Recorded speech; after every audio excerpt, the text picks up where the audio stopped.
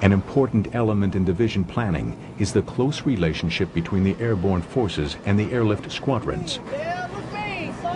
The 82nd Airborne's North Carolina base at Fort Bragg is co-located with Pope Air Force Base, home to several transport squadrons.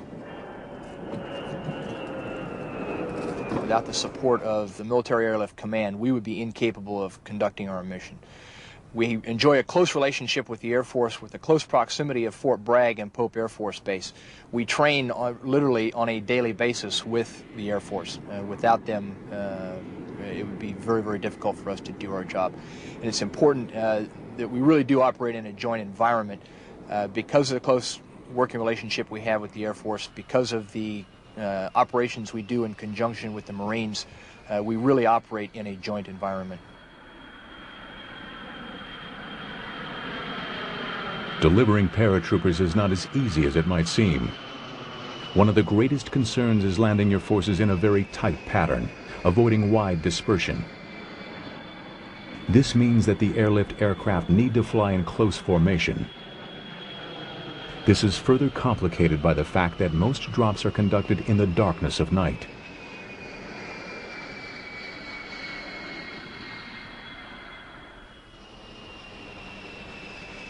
Six Air Force C-141 Starlifters fly in close formation. They will have to slow down to 130 miles per hour, nearly stall speed, to allow the paratroopers to jump safely.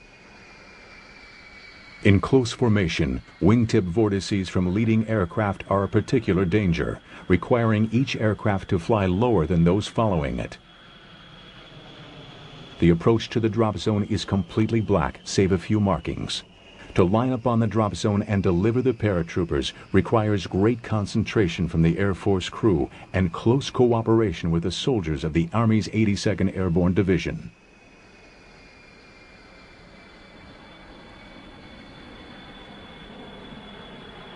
Night drops may be difficult for the airlift crews, but they are a definite advantage to the paratrooper. The first combat jump for the 82nd Airborne since World War II was a nighttime jump in Panama in 1989.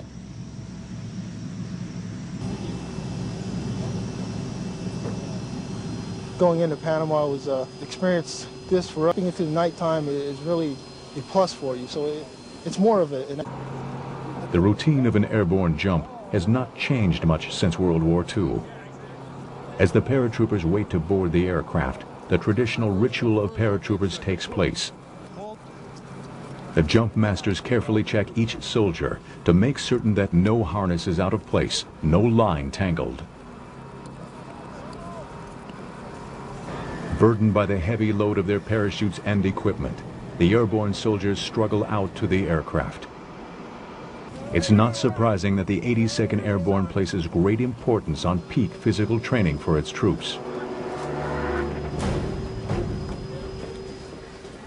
Once aboard the aircraft, the paratroopers settle in for the trip to the drop zone.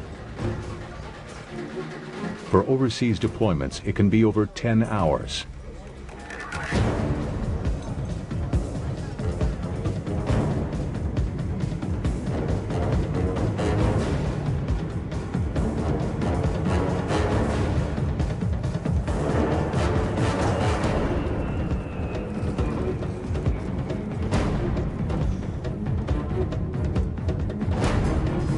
Inside the cavernous hold of the aircraft, in the rear of the aircraft, and the first line of paratroopers are soon exiting the aircraft.